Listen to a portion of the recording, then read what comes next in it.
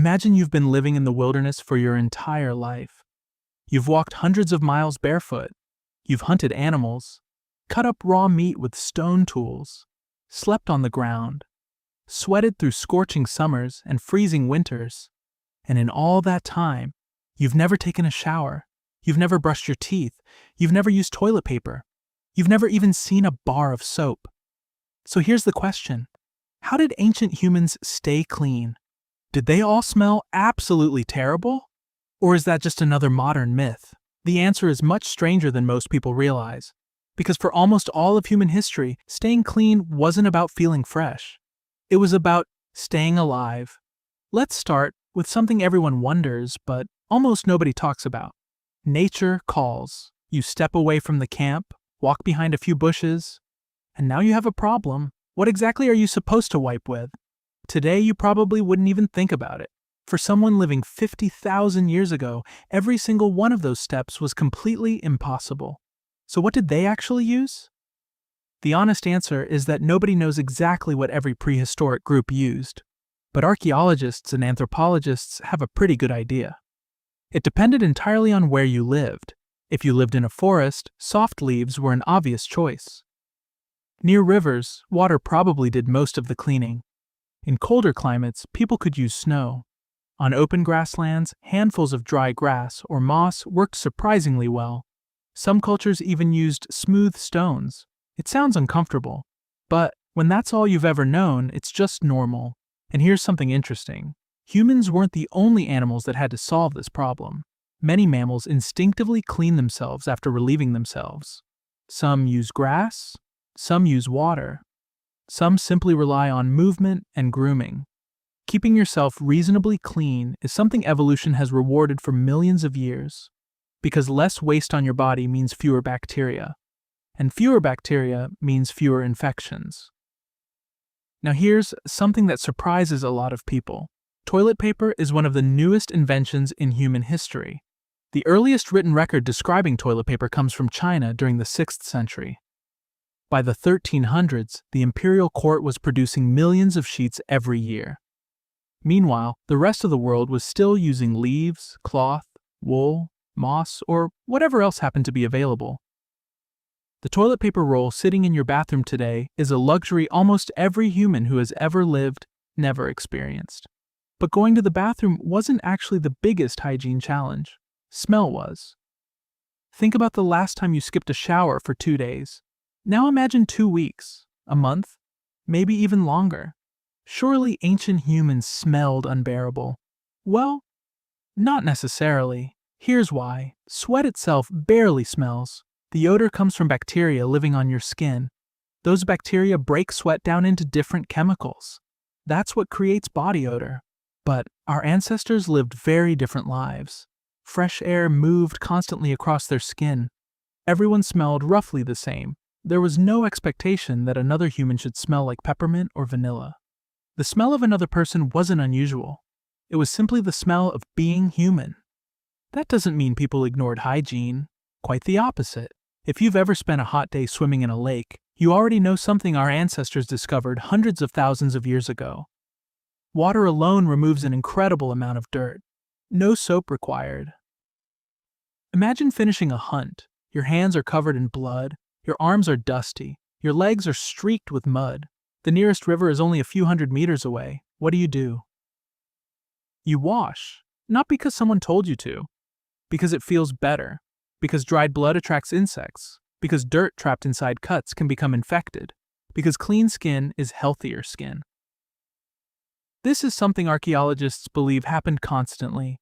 Most prehistoric camps were built close to fresh water. Not only because people needed something to drink, but because rivers and lakes became the center of everyday life. Now here's where things become even more interesting.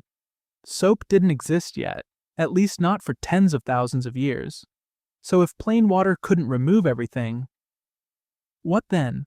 The answer was already under their feet. Fine sand works as a surprisingly effective scrub. Clay absorbs oil. Certain plants naturally produce soap-like chemicals called saponins. If you've ever crushed soapwort or soapberries in water, you've actually seen this happen. They create a gentle foam remarkably similar to modern soap. Nobody had factories. Nobody had chemistry degrees, but people learned through thousands of years of observation. If one plant cleaned greasy hands better than another, you remembered it. Then you taught your children, and they taught theirs. Long before humans understood chemistry, they understood what worked, and that's only the beginning, because staying clean wasn't just about your skin. Your hair presented an entirely different challenge, and solving that problem may have been far more difficult than you imagine. Now think about your hair. You've been outside for weeks. The wind has blown dust through it. Smoke from the campfire clings to every strand. You've sweated under the hot sun. Maybe you've even slept on the bare ground for several nights. Surely your hair would become one giant tangled mess. Surprisingly, probably not. At least not as quickly as you'd think. Modern shampoo removes oil from your hair. That's exactly what it's designed to do. But your scalp immediately starts replacing those oils. It's a never-ending cycle. Ancient humans never interrupted that cycle. Their natural oils spread evenly through the hair over time, protecting it from drying out. Many people today who stop using shampoo completely notice something interesting. The first few weeks are awful. Their hair becomes greasy. But after a month or two, their scalp adjusts. Oil production drops. Their hair often feels surprisingly normal again. Our ancestors never had that adjustment period. Their hair simply stayed in its natural state. That doesn't mean they ignored it. Far from it. Archaeologists have discovered combs made from bone, antler, and wood dating back thousands of years. Some were beautifully carved. Others were simple tools. But they all served the same purpose: keeping hair untangled, and sometimes removing unwanted passengers, because there was one problem almost impossible to avoid: lice. Head lice have been living alongside humans for millions of years. In fact, scientists believe human lice evolved alongside our ancestors long before modern humans even existed. So what did people do? Exactly what chimpanzees still do today. They groomed each other. Imagine sitting around the fire after sunset. One person notices something moving in another person's hair. They begin searching carefully. It strengthened relationships. Anthropologists studying modern hunter-gatherer societies have found that grooming often serves as a form of trust and bonding. It's quiet, relaxing, comforting, long before social media, long before television. Now here's something fascinating. Some of the oldest combs archaeologists have found have incredibly fine teeth. Those tiny teeth are perfect for catching lice and their eggs. In other words, some of the earliest grooming tools ever discovered may have been designed specifically for parasite control. But hair wasn't the only thing that needed attention. When was the last time you forgot to brush your teeth? Hunter-gatherers usually had far healthier teeth than many people living just a few thousand years later. That seems backwards. But there's a simple reason: sugar. For nearly all of human history, refined sugar didn't exist. Most cavities are caused by bacteria feeding on sugars left behind in your mouth. Take away the sugar, and tooth decay drops dramatically. Archaeologists regularly compare prehistoric skulls with those of early farming communities. The difference is striking. As agriculture spread and diets became rich in grains and carbohydrates, cavities exploded. People across Africa, Asia, and the Middle East have used chewing sticks for thousands of years. You simply chew one end until it separates into tiny fibers. Suddenly, you've made a toothbrush. Some trees even contain natural antibacterial compounds. Others release fluoride-like minerals. Modern studies have shown that certain traditional chewing sticks reduce harmful mouth bacteria surprisingly well. Sometimes nature solved problems long before science understood why. Now imagine you've just finished butchering an animal. You can't exactly reach for a bottle of hand sanitizer. So what do? You head back to the river. Fresh running water removes far more than most people realize. But some dirt refuses to come off. Over thousands of generations, humans noticed something. Certain types of fine clay absorbed grease. Certain ashes helped lift oils away. Some crushed plants created bubbles when mixed with water. Knowledge like that spread exactly the same way people learned where to hunt, or which berries were poisonous. Someone discovered it. Their children copied it. Those children taught theirs. Generation after generation. And eventually entire communities shared the same knowledge. This wasn't written down. It lived entirely inside people's memories. Which brings us to something most people never think about. What happened when someone got injured? Imagine falling onto sharp rocks. A deep cut opens across your leg. If dirt gets trapped inside, the wound could become infected. Without antibiotics, even a small infection could become life-threatening. Keeping wounds clean wasn't optional. It could mean the difference between living long enough to see next winter or not. Many traditional societies cleaned wounds with fresh water, certain medicinal plants, or even smoke from specific woods believed to reduce infection. Modern science has confirmed that several of those plants really do contain antibacterial compounds. That knowledge became just as valuable as knowing how to make a spear.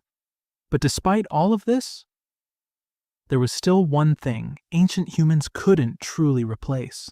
So far, you've survived without shampoo, without toothpaste, without toilet paper, without deodorant, and somehow, it worked. But there was still one invention that ancient humans were missing: soap. Today it's everywhere, every sink, every shower, every public bathroom. It's so common that most people never stop to think about where it came from. The answer goes back much further than most people expect. The earliest known recipe for a soap-like substance comes from ancient Babylon around 4,500 years ago. Workers mixed animal fat with ash from burned wood. It wasn't colorful, it wasn't scented. And you definitely wouldn't find it in a luxury hotel, but chemically, it worked. Ancient Egyptians eventually developed their own cleaning mixtures.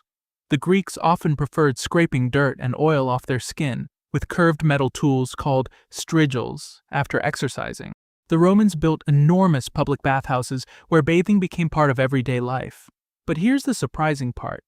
After the fall of the Roman Empire, bathing actually became less common across parts of Europe. Many people assume history moved in a straight line, cleaner and cleaner over time. It didn't. Some medieval towns became incredibly dirty. Diseases spread far more easily than they had among small groups of hunter-gatherers living in open landscapes. Ironically, someone living 40,000 years ago beside a clean river may have had access to fresher water than many people living inside a crowded medieval city. History isn't always what we expect. Now let's return to the bathroom one last time, because while soap slowly spread across civilizations, most people were still using natural materials after going to the bathroom. That remained normal for thousands of years. The first written mention of toilet paper comes from China during the 6th century. One scholar even joked that he refused to use paper containing important writings for such a purpose. By the 1300s, the imperial court ordered millions of sheets to be produced every year. Meanwhile, Europe continued using whatever happened to be nearby. Modern commercial toilet paper didn't arrive until 1857, when an American inventor named Joseph Gaetti began selling packaged sheets specifically for personal hygiene. The familiar toilet paper roll appeared decades later. Think about that for a second. Almost every famous person you've ever heard of, none of them ever used a toilet paper roll. It's one of those inventions that feels ancient, but is actually incredibly modern. And that leads to one final question. Were ancient humans actually dirtier than we are? When most people imagine prehistoric humans, they picture filthy cave dwellers who barely understood the world around them.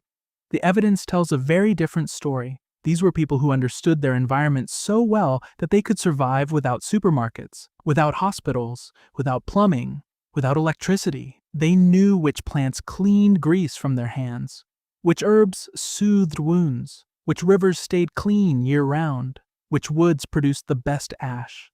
Knowledge like that wasn't written in books. It lived inside people, passed from parents to children, from elders to the next generation, for thousands upon thousands of years.